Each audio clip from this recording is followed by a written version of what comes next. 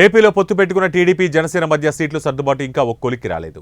ఈ నేపథ్యంలో జనసేన పార్టీ అధ్యక్షుడు పవన్ కళ్యాణ్నే ఉండవల్లిలో టీడీపీ అధినేత చంద్రబాబు నివాసానికి వెళ్లారు.